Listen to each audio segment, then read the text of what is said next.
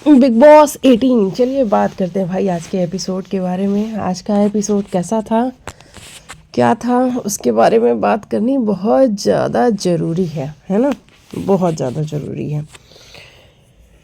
आज जो हुआ घर के अंदर, बिग बॉस ने कहा कि ये काफ़ी दिनों से ये चीज़ें चल रही थी। जिस तरीके की भाषा का प्रयोग घर के अंदर हो रहा था, हमें पहले ही पता लग चुका था कि ये चीज़ें होंगी। अब देखिए, ईशा आती हैं इंटरव्यू देके। ईशा को बहुत सारी बातों की क्लैरिटी मिलती है। ईशा को ये कहा जाता है कि आप चुगली गैंग का सरगना हैं। ईशा को ये पूछा जाता है कि अविनाश और आपके बीच में क्या चल रहा है। अविनाश तो ये कहता है कि मैं डिस्ट्रैक्ट हो रहा हूँ अपने गेम से। चाहत अरफीन के बारे में आपने क्या बोला? जो घर में वाइल्ड कार्ड्स आई थी, आपने उनके लिए बड़ा अनवेलकमिंग सा एटीट्यूड दिखाया और कहा कि ये सारी तो एक जैसी दिखती। अब ईशा इन सारी बातों को जब सुन के आई हैं तो ईशा बड़ी परेशान सी हो चुकी है। ईशा को लग रहा है ओ माय गॉड, ये क्या हो रहा है। मैं तो घर में छतर राज कर रही थी, मैं तो घर में जो कर रही थी, बिग बॉस मेरे साथ थे, सब कुछ मेरे फेवर में था। ये अचानक से एंटी कैसे होते हुए नज़र आ रहे हैं। अब ईशा को कुछ समझ में नहीं आ रहा। ईशा परेशान हो रही हैं। ईशा कभी ईडन को जाके सॉरी बोल रही हैं, ईशा कभी सारा को जाके सॉरी बोल रही हैं। सारा की तो खैर बात ही क्या करनी। सारा अगर यही सेम बात चाहत और अरफीन के बारे में ईशा के अलावा करणवीर ने बोल दी होती ना, तो आज आप देखते कि ये जो मैटर हुआ उसके पहले एक और मैटर हुआ होता जहाँ पे करण के ऊपर ईशा न जाने क्या क्या फेंकती और करण को किस किस तरीके से लताड़ लताड़ के वो बातें करती।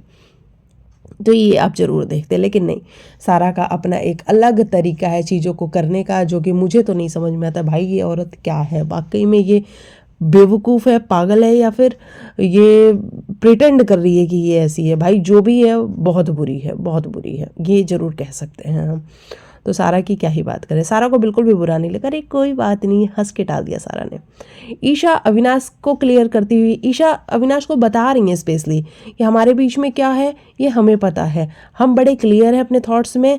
अविनाश कहता है ठीक है, आज के बाद ना मैं इस बारे में बात करूँगा ना तुम इस बारे में बात करो। मतलब एक बात बताओ, तुम बात नहीं करोगे तो क्या बातें छुप जाएंगी, बातें बंद हो जाएंगी? तुम जो घर में कर रहे हो, जो कशिश बोल रही थी शिल्पा जी से कंटिन्यू कि ये जो कर रहे हैं, क्या हम अपने माथे पे कुछ लिखवा के आए हैं? बेवकूफ़ है, हमें नज़र नहीं आ रहा कि ये घर के अंदर कर क्या रहे हैं? कौन सी लड़की ऐसा करती है या कौन सा लड़का ऐसा करता है जिस तरीके के जेस्चर्स इन दोनों के होते हैं? कहीं से भी वो एक फ्रेंड तो नहीं करते। भैया हमारा फ्रेंड तो नहीं करता ऐसा, कशिश बोल रही थी, हमारा फ्रेंड तो ऐसा नहीं करता, फिर इनका कौन सा फ्रेंड है जो इस तरीके की हरकतें कर रहा है? तो ईशा घर में बौखलाई हुई सी घूम तो रही थी और वो बड़ी परेशान थी। इतने में वो बिस्किट वाला टास्क होता है जहाँ पे बिस्किट कहता है दिग्विजय की भैया मुझे नहीं देना है।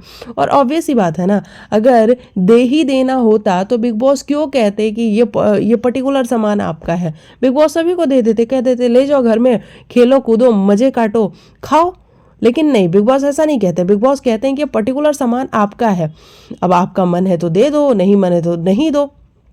अब इस पे दिग्विजय ने मना कर दिया कि मैं नहीं दूंगा। वहाँ पे यामिनी लेके आती है, यामिनी उसको देती है, वो मना करते हैं कि हम उसके हाथ का दिया हुआ कोई सामान नहीं खाएंगे। रजत उठता है, रजत ले जाके बिस्किट वापस दिग्विजय के हाथ में देता है। दिग्विजय कहता है भाई मैंने तुझे दिया ही नहीं है, ये तो यामिनी लेके गई थी ना, मैंने तो दिया ही नहीं, तो तू रख के जा या फिर कुछ भी करके जा, मुझे उससे कोई फ़र्क नहीं पड़ता, मेरी बिस्किट रख दे भाई।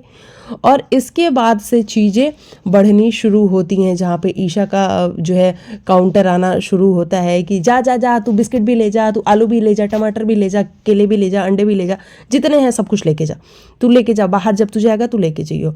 वहाँ पे फिर दिग्विजय का भी काउंटर आता है, क्योंकि दिग्विजय जो है वो ईशा वाले जब इंटरव्यू हो रहा था तो दिग्विजय बैठा हुआ था और दिग्विजय ने सब कुछ सुना है कि अच्छा इसको चुगलखोर बोला जा रहा है, चुगली की सरगना बोला जा रहा है, अच्छा इसको बोला जा रहा है कि तुम कैसे अरफीन और चाहत के बारे में रोमांटिक एंगल बन रहा है ऐसी बातें कर रही हो, अच्छा इसने करण के बारे में भी कुछ बोला है।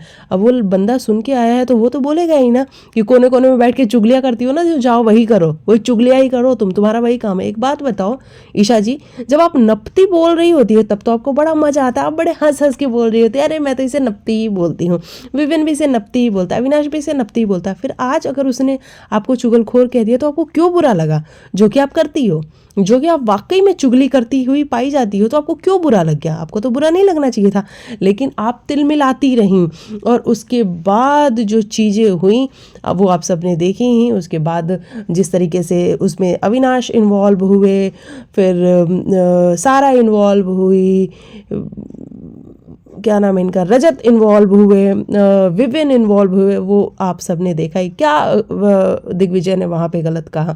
भैया उसको सारा जिस तरीके से उसके ऊपर टिश्यू फेंक रही है, उसको उल्टा सीधा कंटिन्यू बोले जा रही है, भाई सारा का तो कोई जवाब नहीं है ना, सारा का कोई जवाब नहीं है। वो औरत क्या कर रही है इस घर के अंदर? वो वाकई में ऐसा लग रहा है कि मेंटल कोच जो आए थे, माइंड कोच अपने अरफीन सर, ये उन्हीं की वाइफ है। वो तो ऐसे तो नहीं थे जिस तरीके की बिहेवियर ये दिखा रही है कंटिन्यू, तेरा बाप तेरी माँ तेरा ऐसा, वो बंदा रिएक्ट तो करेगा ही ना, बदले में तो बोलेगा ही ना दिग्विजय। और वहाँ पे तेरी फट गई क्या, कुछ ऐसा वर्ड, काइंड ऑफ वर्ड था, या फिर जाके तू घुस जा, ऐसा कुछ बोला उसने। तो मुझे बोला या ईशा को बोला, मुझे बोला या ईशा को बोला? अरे भाई ईशा को ही बोला तो ईशा डिफेंड नहीं कर सकती है क्या खुद को? ईशा को डिफेंड करने के लिए अविनाश की ज़रूरत है, ईशा को डिफेंड करने के लिए विवियन की ज़रूरत है, सारा को डिफेंड करने के लिए रजत की ज़रूरत है। और रजत भाई क्लैप फॉर यू, क्या आप फाइट करते हो, किस तरीके से आप गुत्थम गुत्थी हो जाते हो, आप जाके कॉलर पकड़ लेते हो किसी बंदे की। औरत के बारे में कैसे बोला, शब्दों तक ठीक था, शब्दों को संभाल के रख, औरत के बारे में कैसे बोला? वाह रजत, ये आपका तरीका है डील करने का। औरत तो एक बहाना थी, मुझे तो ऐसा लग रहा था कि आप काफ़ी दिनों से भरे पड़े हुए थे दिग्विजय से, और आपका वो फ्रस्ट्रेशन कहीं ना कहीं निकला है। सारा क्या खुद को डिफेंड नहीं कर सकती थी? सारा क्या खुद नहीं लड़ रही थी? सारा क्या कहीं कम पड़ रही थी कि रजत आपको आना पड़ा? नहीं, सारा कहीं नहीं कम पड़ रही थी, बल्कि सारा 20 पड़ रही थी दिग्विजय पे। आपको आने की कोई ज़रूरत नहीं थी, लेकिन आपको आना था क्योंकि सामने दिग्विजय था, और आपको आना ही था क्योंकि आपको भी दिग्विजय से प्रॉब्लम तो है, क्योंकि दिग्विजय ने आपकी सुनी नहीं। आप उसको भाई मानते थे, उसने आपको भाई नहीं माना, उसने कहा कि मेरा भरोसा नहीं है इस बंदे पे।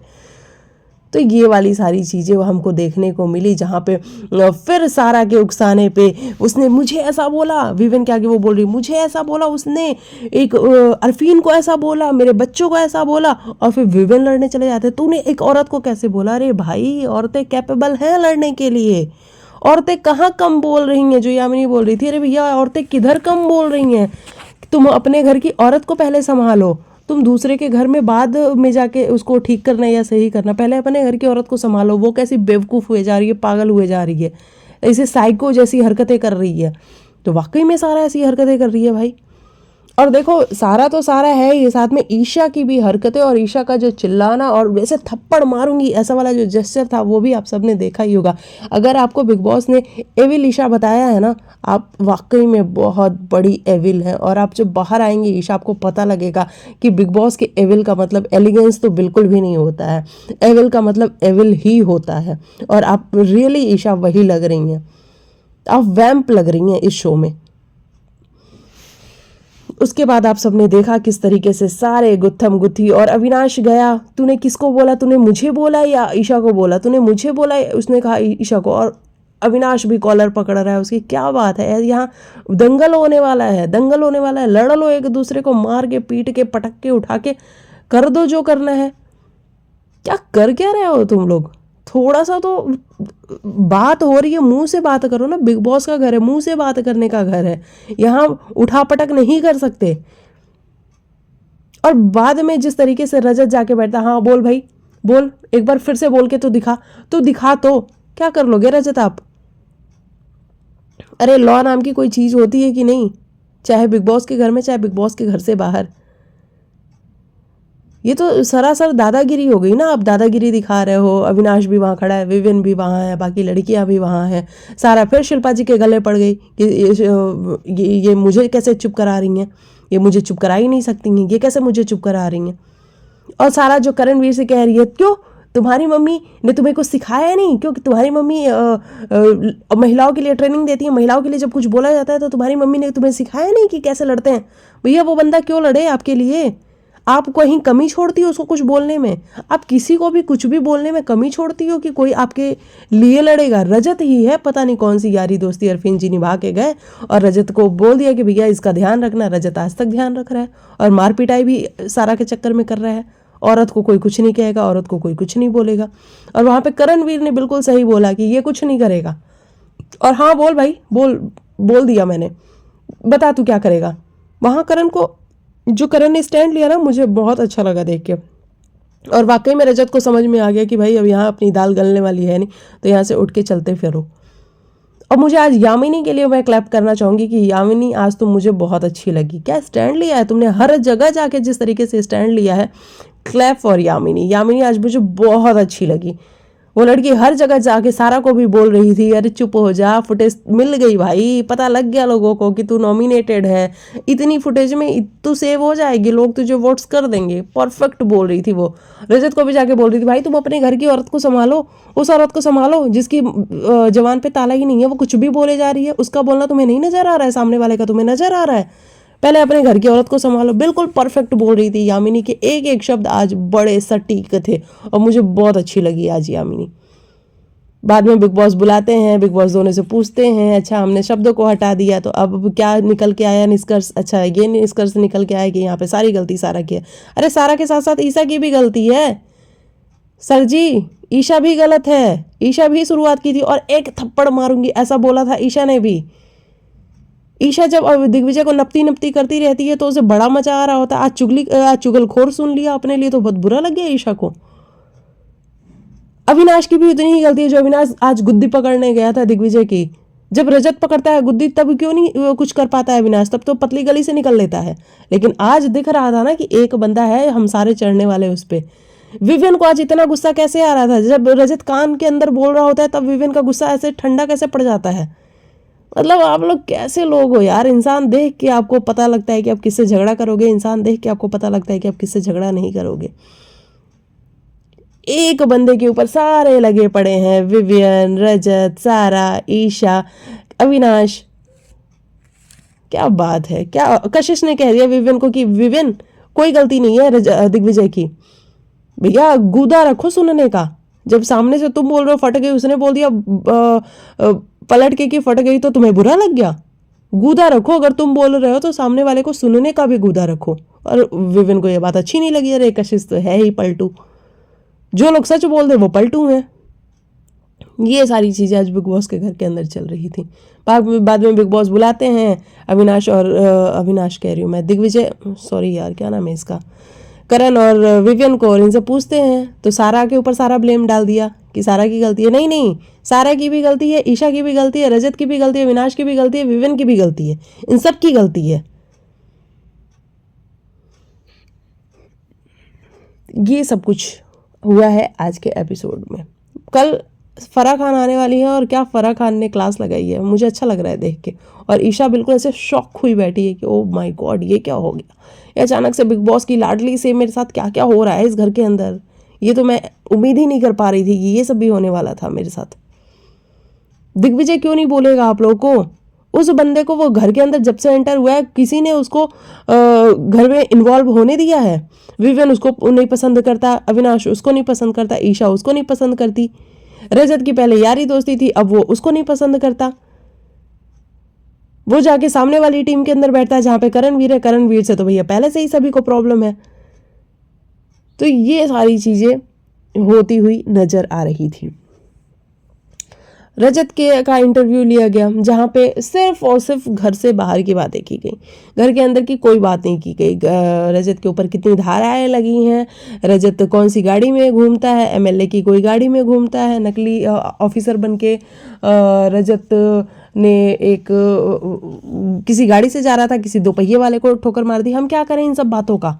ये बिग बॉस का शो है, ये बिग बॉस के शो में इन बातों का हम क्या करेंगे?